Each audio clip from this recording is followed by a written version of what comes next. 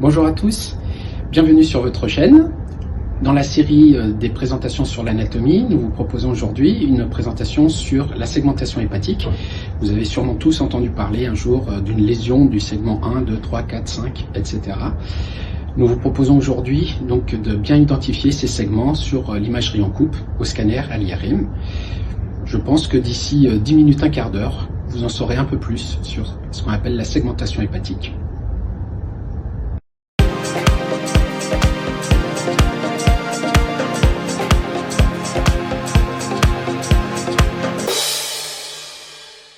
Le foie est l'organe le plus volumineux du corps humain. Il pèse environ 1,5 kg, dont 800 g de sang. Il est situé dans la loge sous-phrénique droite de la cavité abdominale. Il reçoit par la veine porte, qui est ici en mauve, l'ensemble du sang veineux provenant du tube digestif. Puis, le sang désoxygéné et nettoyé par le foie est ensuite déversé par les veines hépatiques, qui sont ici en vert, dans la veine cave inférieure. On distingue les veines hépatiques droite, médiane et gauche. Le plan horizontal, passant par la division du tronc-porte, que vous voyez ici en rose, sera l'un des points de repère que l'on utilisera par la suite pour présenter la segmentation hépatique. Claude Quinault était un chirurgien et anatomiste français qui établit en 1957 une segmentation hépatique basée sur la distribution dans le foie des vaisseaux porte et hépatiques. Il est le premier à avoir décrit l'anatomie segmentaire, ce qui a permis le développement par la suite de la chirurgie réglée. Le système de segmentation du foie décrit par Claude Quinault est fondé sur l'identification des 3 veines hépatiques et du plan de la bifurcation portale. On voit ici les veines hépatiques droite, médiane et gauche. Le trajet de ces veines va dessiner un plan vertical. Il y a donc 3 plans verticaux que vous voyez en bleu. Puis, il y a un plan horizontal qui passe par la bifurcation portale que vous voyez ici en rose.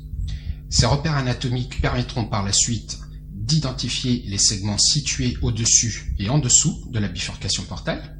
Cette méthode est à ce jour la plus utilisée car la mieux adaptée à la chirurgie et la plus précise dans la localisation et le suivi des lésions intraparenchymateuses.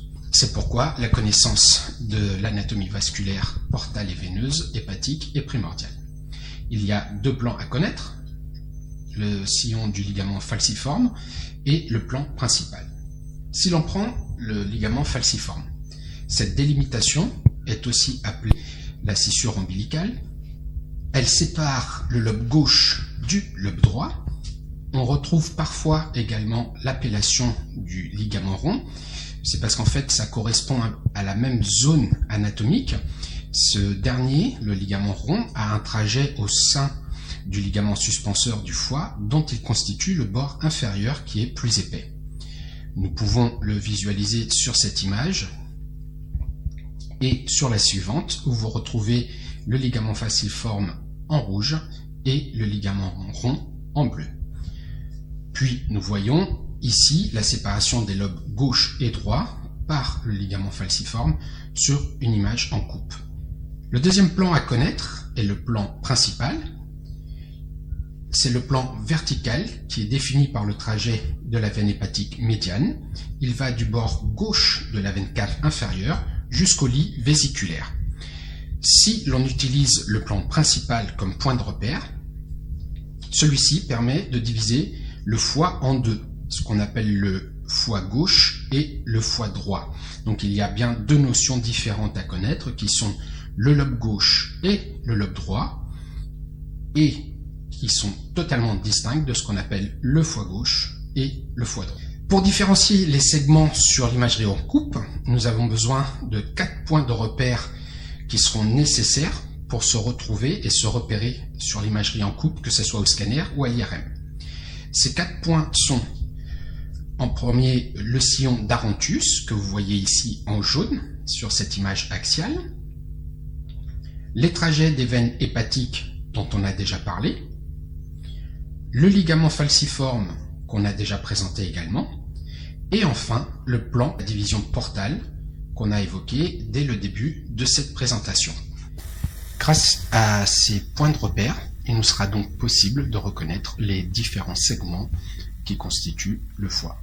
Nous allons donc passer maintenant à la présentation de de la segmentation en elle-même avec les différents segments que nous allons reconnaître sur l'imagerie en coupe. On commence par les segments qui sont au-dessus de la bifurcation du tronc-porte. Nous avons ici le segment 1 qui est délimité en avant par le sillon d'Aranthus en jaune et en arrière par la veine cave inférieure. Le segment 1 a la particularité de s'appeler également le lobe codé ou le lobe de Spiegel. En face de ce segment 1, donc de l'autre côté du sillon d'Aranthus, et délimité par le ligament falciforme, nous avons le segment 2.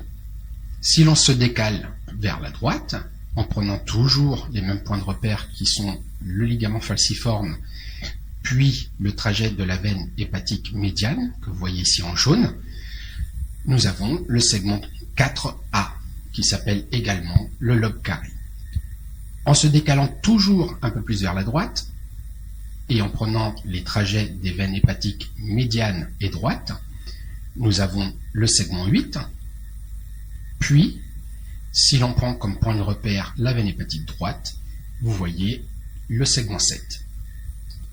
Si l'on passe maintenant en dessous de la division, vous avez toujours le même point de repère qui est ce ligament falciforme en rouge et qui va donc permettre de délimiter le segment 3. Face à ce ligament falciforme de l'autre côté, donc en dessous de la division du tronc-porte, si l'on prend le trajet de la veine hépatique médiane et ce trajet du ligament falciforme, nous avons le segment 4B, qui est également le lobe carré. Donc le 4A est au-dessus de la division du tronc-porte, le 4B est en dessous de la division du tronc-porte. Si l'on continue à se décaler vers la droite, nous prenons comme point de repère les trajets des veines hépatiques médianes et droites, qui vont donc délimiter le segment 5. Et si l'on prend donc comme point de repère que le trajet de la veine hépatique droite, nous retrouverons en arrière de celle-ci le segment 6. Et on voit que la segmentation hépatique finalement est relativement facile à maîtriser, mais il y a des petites nuances qu'il faut apporter, puisque il n'y a pas de géométrie parfaite ou de ligne droite dans le corps humain, et encore moins dans le foie. Il se trouve que la division entre les segments 2 et 3 est orientée selon un axe qui va en avant et vers le haut, comme vous le voyez sur cette image. En conséquence, pour nous qui faisons souvent des coupes dans le plan axial, eh bien, si on réalise une coupe axiale à ce niveau-ci du foie, eh bien, vous serez conscient que en face du segment 1, vous allez avoir un petit peu de segment 2 et un petit peu de segment 3 en fonction de la hauteur de coupe à laquelle vous êtes. C'est pour cela que certaines personnes, au lieu de parler de segmentation, vont parler en sectorisation, puisque vous voyez ici sur ce schéma, donc le secteur latéral gauche, qui est constitué du segment 2 et 3, qui constitue donc en fait ce qu'on appelle le lobe gauche. Vous avez ensuite le secteur paramédian gauche, qui est en fait les segments 4A et 4B. Le secteur antérieur, constitué des segments 5 et 8, et le secteur postérieur, constitué des segments 6 et 7. Le segment 1 reste une particularité qui est toujours originale de par sa position, sa vascularisation et le fait qu'il n'appartienne pas vraiment à un secteur particulier. Les applications à quelques cas cliniques qui vont être ici démontrées. Si l'on regarde les images de ce patient, vous voyez qu'il a une lésion assez importante au niveau du lobe gauche et qui est assez difficile à délimiter si elle est au-dessus ou en dessous du tronc-porte. Donc il est probable que la décision sera de faire ce qu'on appelle une lobectomie gauche et que l'on retire cette portion du foie au patient.